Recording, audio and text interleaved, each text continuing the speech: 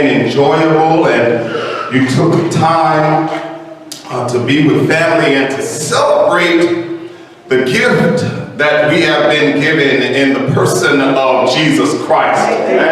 And there is nothing greater that we can celebrate than this great gift that God has endowed us with. Amen. Amen. We are going to start a new part of our nature series, and this morning we're going to talk about the nature of God. Amen. The nature of God. Who is God? Have you ever stopped and thought about it? Who is God? And most of the times when we are led to pause and to think we are experiencing difficulty in life, we have to sit and ponder how we arrived at certain points in life, how this world came to be. Who is God and what is it that he is trying to accomplish? And so hopefully over the next few lessons we will be able to shed some light on a simple subject, although it's very complicated. It's made to be complicated in our world, isn't it? Genesis chapter 1, verse number 1 is consistent with our scripture reading this morning. Genesis chapter 1 and verse number 1. The scripture says, "In the beginning, God created the heavens and the earth."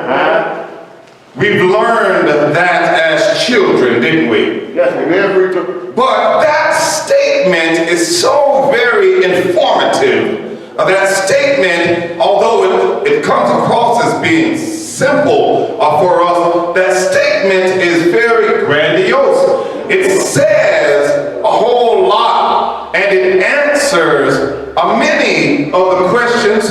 I would suggest to you there is an answer there for any of the questions that we can ask in life. And doctrinal point number 1 simply is God is the beginning.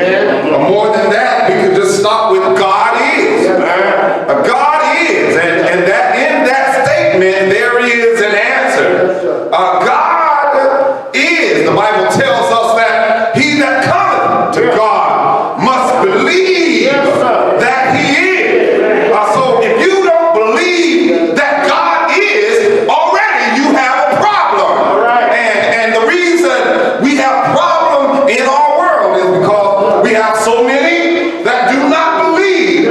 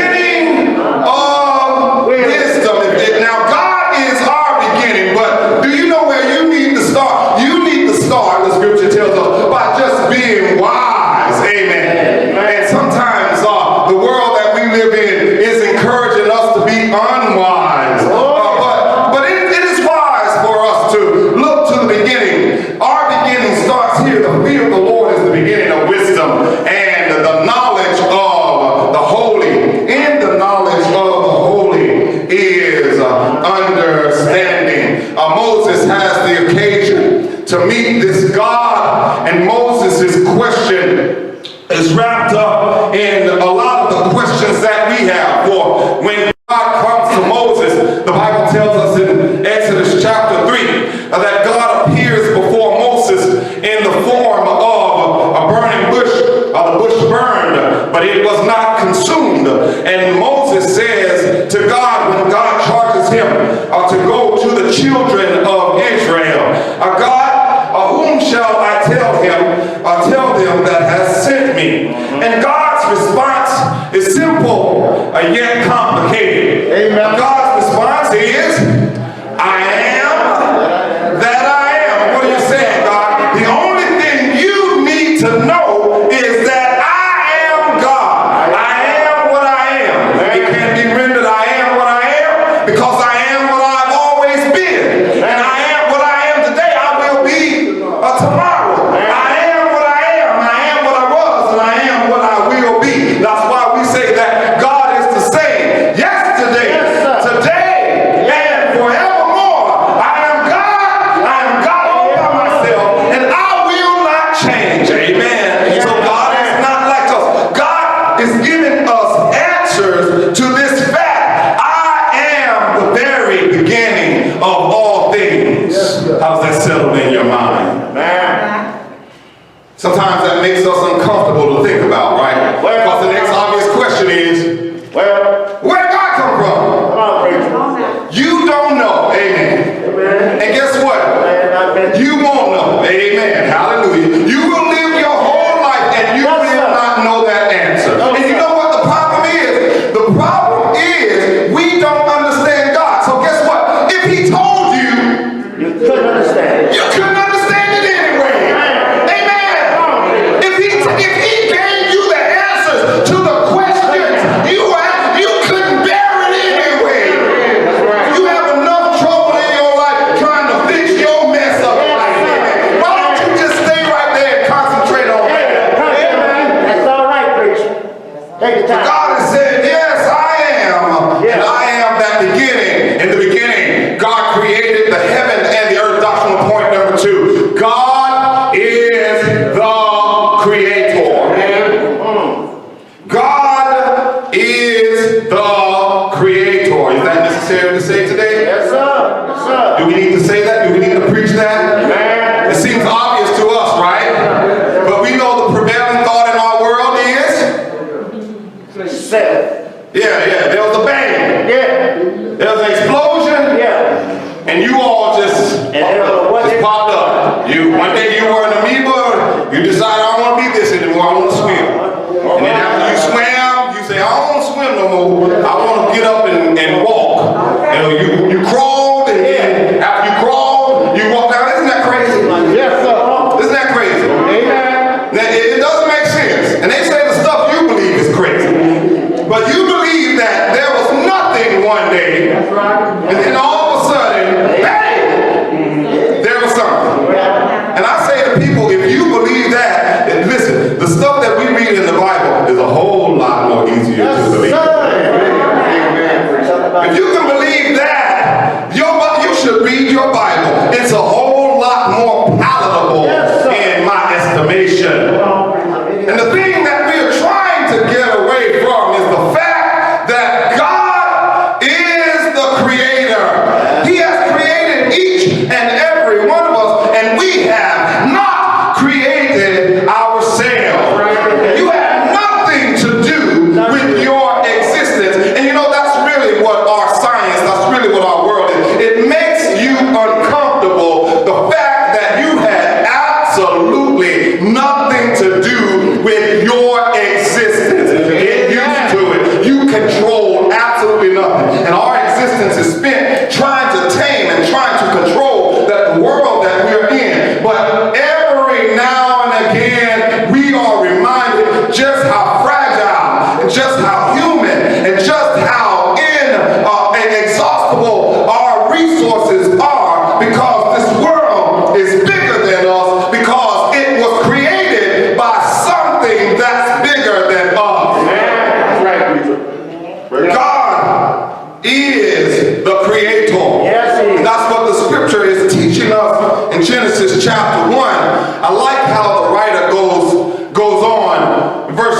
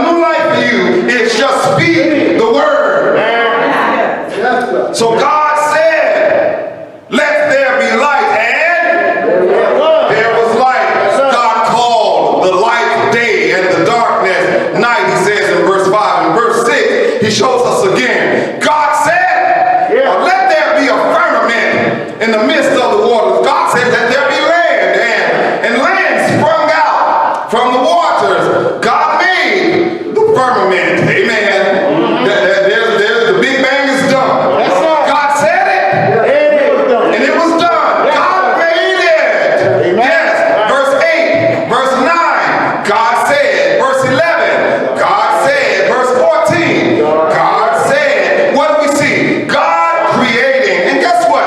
We cannot understand his creation. Amen. You can't understand it. You're not great enough to understand it.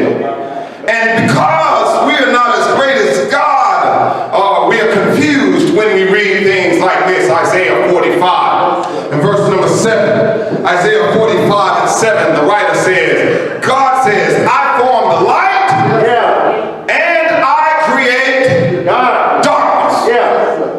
I make peace and I create evil. Stop right there.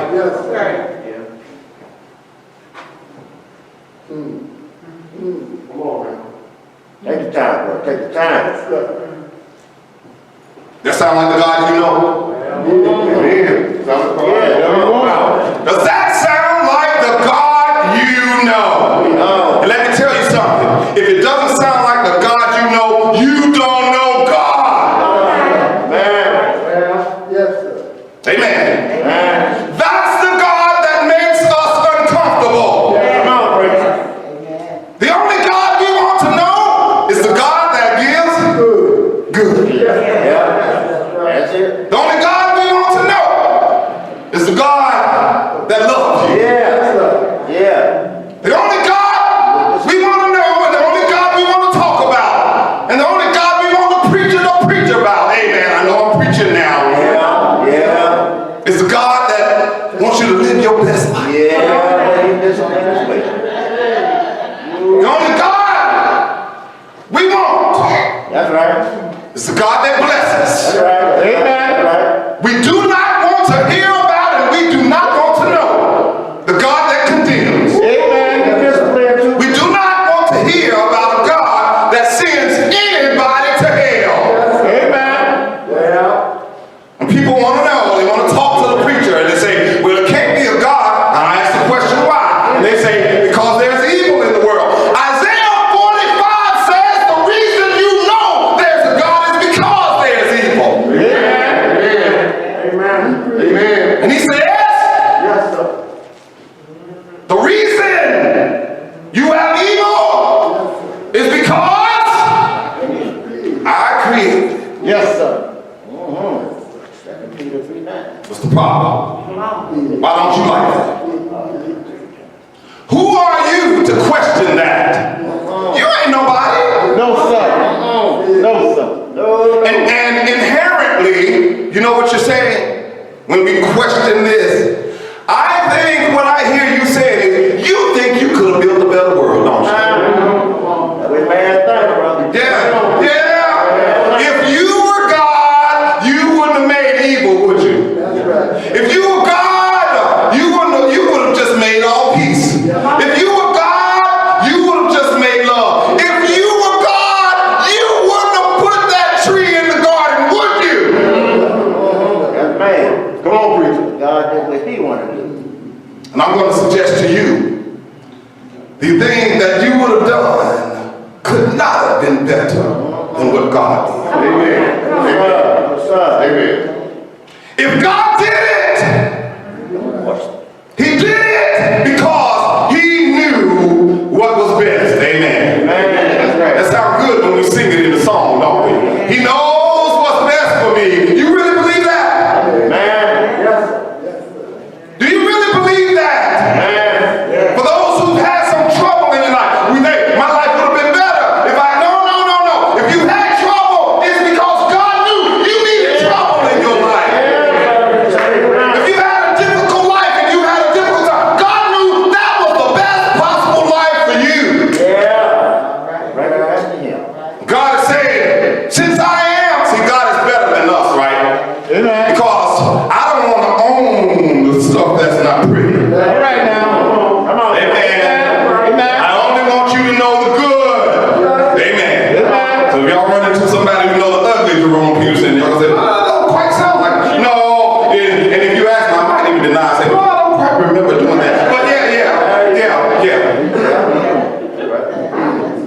We only want to own the parts of our life that make us look best. Yeah, right.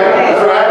That's right. And God is saying, you know what? Since I created it all, I can own it all. Amen. Amen. Isn't that something? See, if there is evil in the world, there is distress, if there is trouble, since I created the world, I can't sidestep it. That's right. Amen. Amen. You know, we like to say, well, the devil. And God is saying, I made him. Amen. Yes. So God is able to say, the buck stops here. I did that. That's right. Yeah. Amen. And it wasn't an accident. No, sir. What? It didn't surprise me. I didn't wake up one day and say, oh, wait, no. God is saying, by virtue of the fact that I am creator, I know what I created. Say amen. Amen. He said, everybody that got a child, say amen. Hey, I know my children. Hallelujah. You're not going to come to me and say, no. I know what I created. That's right. Amen. Whether you're telling me the good or the bad. I know it. God says, I created the light, I created the darkness, I created the evil. Drop down, ye heavens, from above. Let the skies pour down righteousness. Let the earth open. Let them bring forth salvation. Let righteousness spring up in her. I, the Lord, I created that too. Amen. Those of you who only see the evil, you can have good too. I'm not withholding. I'm not, somebody said something one day. I was talking to a teacher about the students in my class. Said, oh, I say, man, I shouldn't tell you all this, but I am. I say, oh, he's so bad. He this and that. And one teacher said to me, well, Peterson, the parents didn't keep the good ones at home and send you the bad.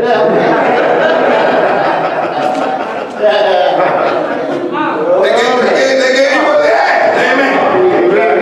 You got some good. You got some bad, but we gave you everything we got. Amen. God is saying, I'm not just going to give you the good and not the bad. I'm not just going to give you the bad, not the good. Amen. That's what everybody always complaining. I know your life couldn't have been all bad. Well, I don't serve God, I don't worship God because your whole life ain't all been bad. Stop that. That's a good time. Yes. You sitting there crying about your mama dying. Think, how did your mama live? Right now. Thank God for that. Amen. My mama died when I was a child. So thank God for the fact she was allowed to birth you. You had something good in your life. All right. Nobody got all bad. Amen. Nobody gets all good. Amen. Woe unto them. Verse number 9 says, woe unto them that strives with his maker. That sound like us. Want to be God. Does the potsherd, does the potter strive with the clay? So God says, shall the clay say to him that makes it, why did you make me this way? Right now. Come on. Now you and I know that doesn't happen, does it? You decide you're going to make something, you make it, and you make it the way you want to make it. Amen. And whether it's a little bit off, amen, everything you make is not perfect, is it? Amen. Now preach to me now. Everything you do is not me, but you have to look at it and say, well, it's good. It is what it is. Amen. And anybody, I like that caveat. Anybody don't like it, don't have to eat. Anybody that don't like the way my little house is patched, I know there's a little hole over there in the corner. But if you don't like it, step over it on your way out the door. Amen. I'm just a man. I'm just a man.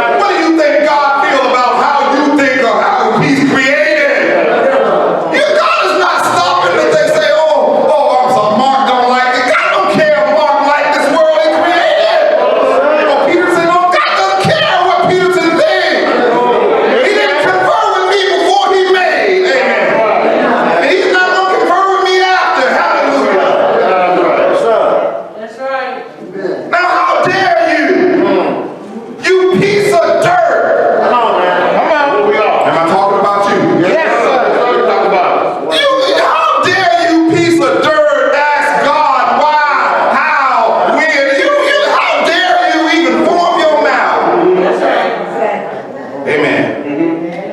And if you're a mom and if you're a daddy, say amen. Amen. If your child came to you and asked you, why you, I had one that tried that. I said, oh, bro. Now you're cooking now, boy. Now you're going to talk about you said, come on. I'm just a man. I'm just a man. He goes on and says, woe unto him that says to his father, why did you beget me? Or to his mother, why did you have me? Why did you bring me forth? Thus saith the Lord, the Holy One of Israel, and his maker. Ask me of things to come concerning my sons, and concerning the work of my hands, command ye me. You're going to try to tell me what to do with the children I created? I think not. You're going to try to question me about the earth I create? I think not. I have made the earth, created man upon it. Even I, with my own hands, have stretched out the heavens and all of their hosts. I command thee. There's one conversation between God and Job. You remember this? Job was experiencing difficulty in his life, and Job was doing good for a while. For Job was saying, well, the Lord give it, the Lord take it away. Blessed be the name of the Lord. That's what Job was saying until his friends started to visit him. Amen. And after his friends started to visit him and she pointed out to him, man, your life is a wreck. God must don't like you. Well, God, then Job had to turn to God and say, well, God, what's going on? Why am I having this trouble? In Job 38, verse number 1, the Lord said, he answered Job. Amen. Be careful when you're asking God questions. Be careful when you start to ask God questions. If God opened up and started to answer you, you couldn't bear the answer. Amen. So God started to answer and said, who is this that darkeneth counsel by words without knowledge?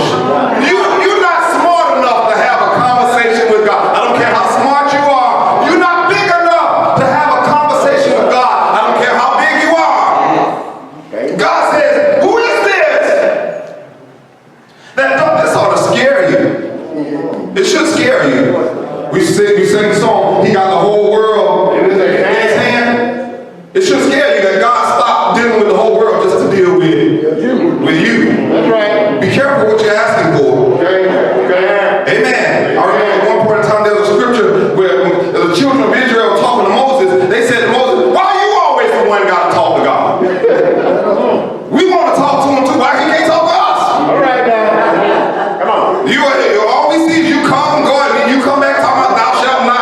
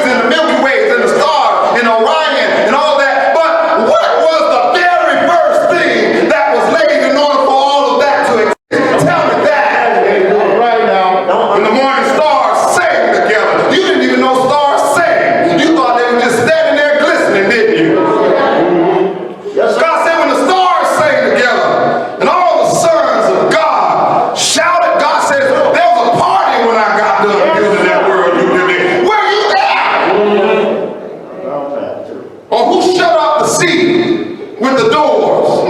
You know where the sea is. You go to the beach. Who makes it stay there? When I break forth, when it breaks forth as it had been issued out of the womb, hast thou commanded the morning since your days, caused the day spring to know its peace. Have you entered into the springs of the sea? Or have you walked in search of the depth? Amen. God said, I walk places man will never go. Amen. That's right. Isn't that something? There are parts of the ocean we will never touch. No, sir. God said, I walk in it, I take a stroll through it in the morning, just for kicks. Man, I can't understand. Have the gates of death Come on, preacher. been opened unto thee? Or hast thou seen the doors of the shadow of death? Have you perceived the breadth of the earth? Declare it to me if you know it at all. Good question. Can't do it. Don't have that. We go on and he says, has the rain a father? See, you thought you were the only one with mother and father. God said, does rain have a father? Yeah, right. Or who have begotten the drops of dew?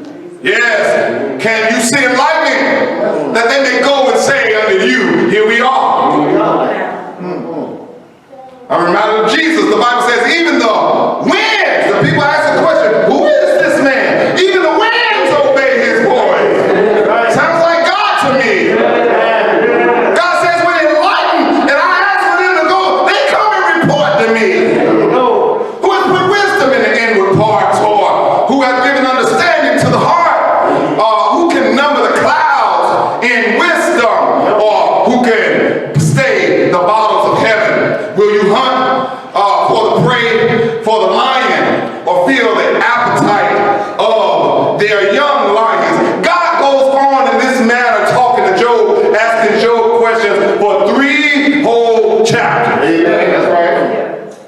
Question after question after question. What's your point, preacher? You asking God questions, you don't want him to turn and start asking you questions. Amen. Because I tell you this, God has the answers to your question. You have none of the answers to his. Amen. Love it. Love it. No, we don't. We don't understand God. No, we don't. And it's not for you to. God is teaching. He's teaching us. And we understand this doctrinal point number 3. Man knows the truth of creation. Man knows the truth of creation. We ask questions and we try to rationalize our world.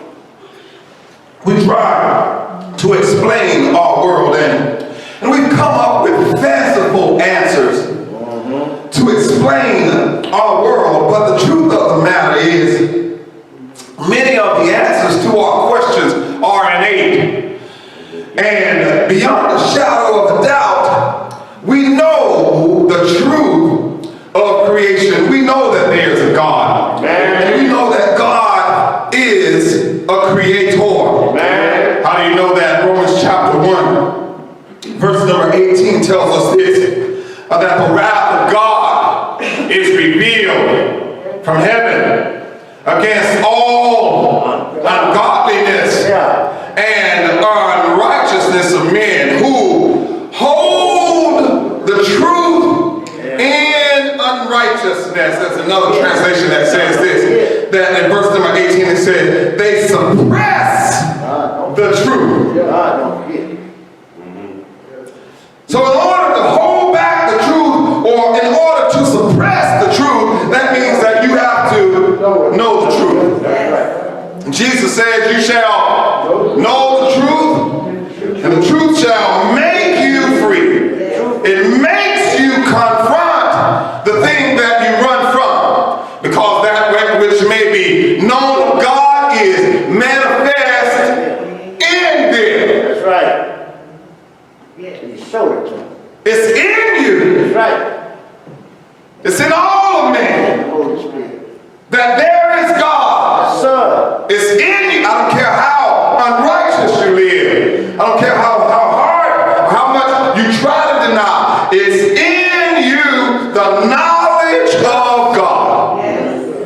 You think about that. Think about the worst, vile, the most unrighteous, unholy person you've ever met. And this text fits them also. Yes. Amen, preacher.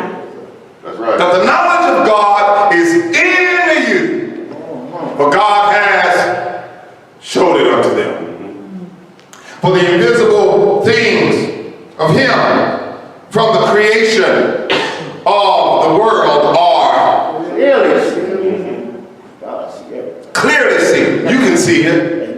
You can see it clearly, being understood by the things that are made, even His eternal power and Godhead, so that they are.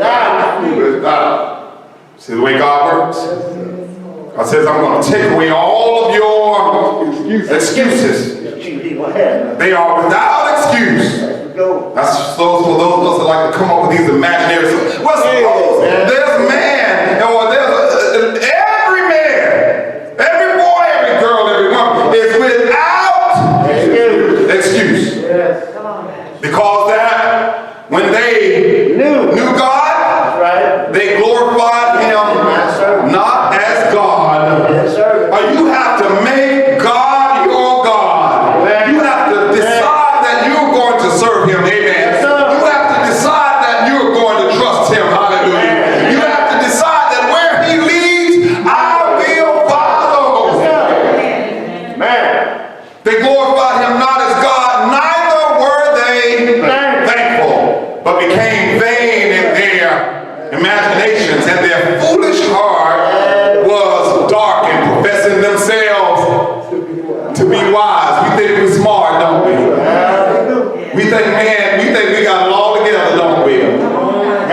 We're really good at patting ourselves on the back. Professing themselves to be wise, they became fools. They changed the glory of the uncorruptible God into an image made like to corruptible man, and to birds, and to four-footed beasts, and to creeping things. We're going to talk about that a little later. What is He saying? You don't know God, so stop trying to wrap your mind around God with your little foolishness. Amen. God is not the stuff you see, and God is not the things you create with your hand. God is like the eagle. God is not like an eagle. Amen. He can't be like the eagle because He created the eagle. Amen. God is not like man. Hallelujah. God is not like the bird. God is not like anything that you can imagine. That's why He says that you shall not fashion anything in the image of God. Why? Because you've never seen God.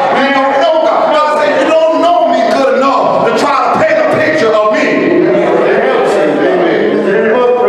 Wherefore, God also gave them up to uncleanness through the lust of their own hearts. You want to do what you want to do, God says fine. To dishonor their own bodies between themselves.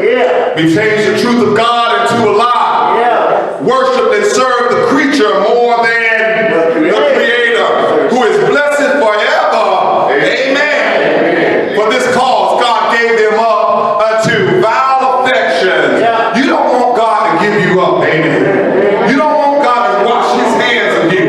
You don't want God to say, okay, fine, I'm done. But God gave them up to vile affections, for even their women did change the natural use into that which was against nature. Likewise also their men, leaving the natural use of, that sound like the world we live in,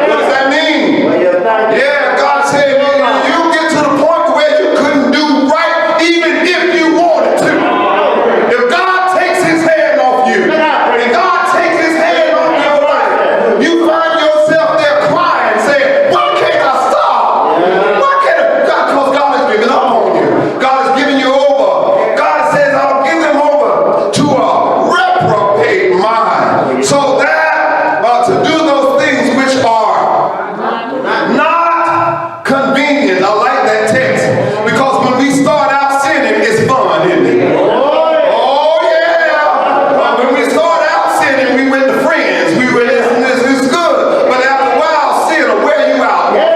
You get tired. It'll have you doing what you don't even want. I'm trying to stop it, and I can't even stop. You say God will give you over to work those things which are not convenient, being filled with unrighteousness, without understanding, without natural affection.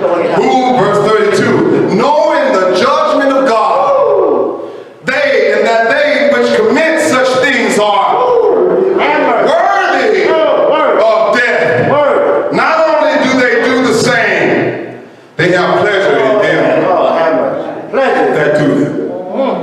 Isn't that scary? You don't even have to do it. All you have to do is be a friend of those who do. Wow. Isn't that something? You don't even have to do it. God just said all you have to do is be friends of those who do. Amen. I know some people that like that. You're not gay. You just a friend of everybody that is. Yeah, I know some people like that. No, they ain't gay, but they out there marching with the gay prop. They are championing the gay agenda. Isn't that something? God said you don't have to do it. You don't have to be it. You going to hell just like this. What? Yes. Yeah, you're not going to stand up and you, God said either you for me. No, you against me. Or you against me. I'm sitting there telling you what's against me and you for them. If you for them, that means you against me. Yeah, that's right. Yeah, you don't have to do it. You don't have to be it. All you have to do is support it. God's word said. And usually we all right not supporting it until what? That's right, till they knock on your front door. We all right till it's my baby, isn't it? We all right till it's my son, aren't you? You never struggled with it until your daughter, until your granddaughter. You never had a problem until they knocked on your door. That's what God is saying. And he said, you love mother, you love father, you love sister, you love brother, you love them more than me. You're not worthy of me. Right. One particular instance, I remember God speaking to a prophet. One thing God said to the prophet, you honored your sons over me. You knew they were vile. It was Phineas. I missed the other name. But God said to him, you honor your sons over me. I believe it was Eli. You honor your sons over me. You know these boys are in Israel doing all manner of evil, and you said nothing to them.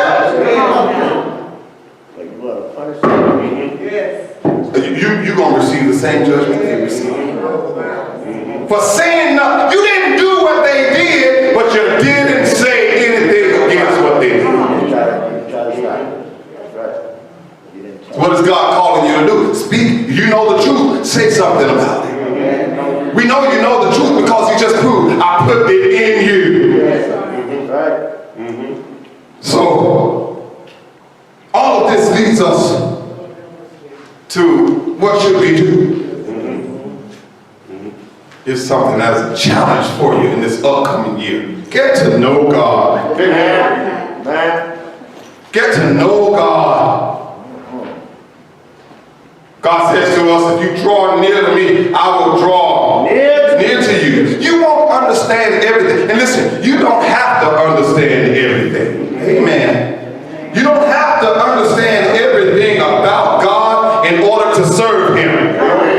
You don't have to understand everything about God in order to be in communion with Him. We sing the song, you'll understand it better by and by. But what it is for you to know is that He is God. It is for you to know that He is the beginning of all things. God of His own accord says, I am Alpha and Omega. I am the beginning and the end. Amen. God is the only one that can say, I was here when it started, I'll be here when it's all over. And you need to make sure you are aligned with Him, that you are in fellowship with Him, to spend the time that you have getting to know everything about God that you could know. And if we haven't done that, if we haven't been trying to get to know him in a more intimate way, God is calling us to change. God is calling us to repentance. God is calling us to be aligned with him. Can you do that? Will you do that? We give you the opportunity to examine yourself, your life, your manner of living. Come, as we together stand and sing a song of encouragement.